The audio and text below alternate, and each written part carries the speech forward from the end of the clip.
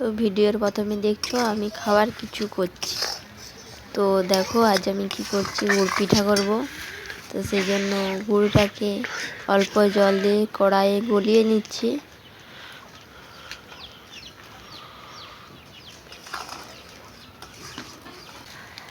গলিয়ে নিতে নিতে নেড়ে চেড়ে গুড়টা পুরো আঠা আঠা হয়ে যাবে,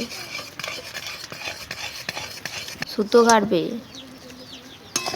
এই যে দেখো এইভাবে খুন্তি করে বারবার তুলে দেখে নিচ্ছি তো সুতো কাটছে নাকি, গুড়টা ঠিক মতো মাখাটা হয়েছে নাকি।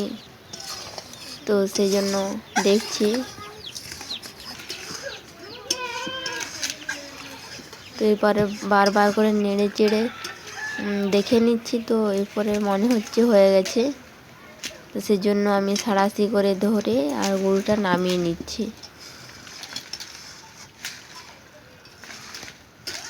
এরপরে নেড়ে চেড়ে ভালো করে দেখে নিলাম। তো এরপরে এর সাথে গুঁড়িগুলো, চাল গুঁড়ি,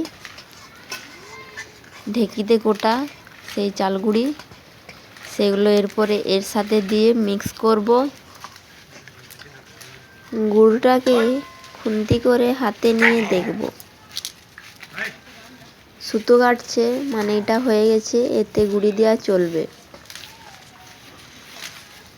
তো এই যে গুঁড়ি আমি কড়াইয়ের মধ্যে ঢেলে মিক্স করে নেব ভালো করে। সব একবারে দেব না, অল্প অল্প করে দিচ্ছি। কড়াইটা ভালো করে ধরলাম, নইলে সরে চলে যাচ্ছে। তো সব চাল গুঁড়িগুলো, গুড়টা গলিয়েছিলাম যেটাই, সেটাই সব লেগে গেল।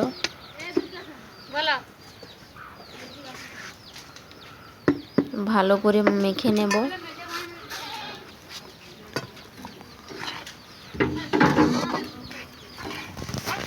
এটা ওইখানে মাখতে হবে, এবারে একটু মাখা হয়ে গেছে।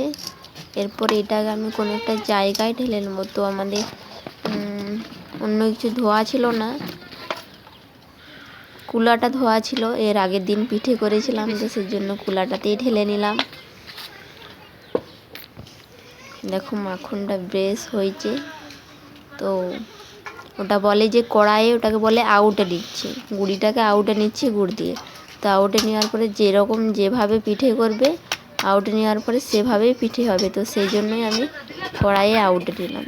তুমি এটা অন্য কোনো পাত্রে নিয়ে যদি জল দিয়ে করতে সেটাও হতো, তো এটাতে একটু ভালো হবে। তো সেই জন্য যেটা খাবো সেটা একটু ভালো করেই খাবো। তো সেই জন্য আমি ভালো করে মাখিয়ে দেখো আউটে গুঁড়িটাকে কুলাই করে ঠেসে নিচ্ছি। তো হয়ে গেছে। এরপরে আমি ছোট ছোট করে ডেলা পাকাবো, কারণ গুড় পিঠা করব, তো সেই জন্য। এটা সম্পূর্ণ গ্রামীণ পদ্ধতি, আমরা এভাবেই গুড় পিঠা করি।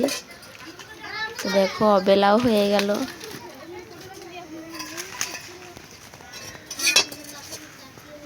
আমাদের এখানে অন্য কোনো ভ্যারাইটিস মশলা নেই, গ্রামীণ পদ্ধতিতে দেখালাম গুড়, চাল গুঁড়ি।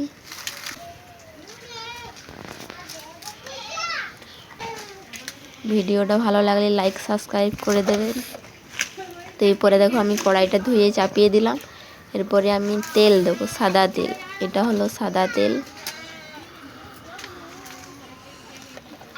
কারণ শীতকালের দিন না, তো সেই জন্য আমাদের ঘরে আনা ছিল। তেলটা বসে গেছে, সেই জন্য হাতে করে খুন্তি করে আমি কড়াইয়ে দিয়ে দিচ্ছি। তেলটা গলে গেল, তেতে গেছে। তারপরে একটা একটা করে আমি গুড় পিঠাগুলো গোল গোল ডেলি যেগুলো করেছিলাম সেগুলো কড়াইয়ে দিচ্ছি।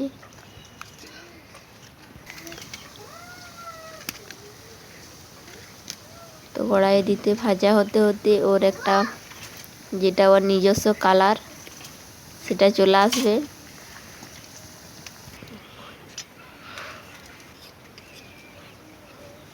তো আমি আমার ভীষণ তাড়াহুড়ো লাগছে, কখন হবে কখন হবে। তো সেই জন্য আমি খুন্তি করে নাড়াচাড়া করতে লাগিয়ে দিচ্ছি।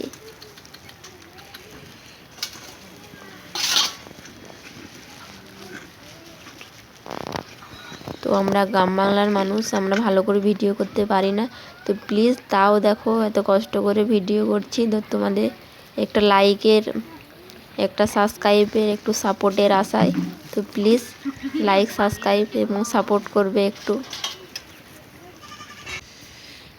যে গুড় পিঠার কালার হয়ে গেছে, তো এবারে আমি তুলে নেব ছান্তাই করে।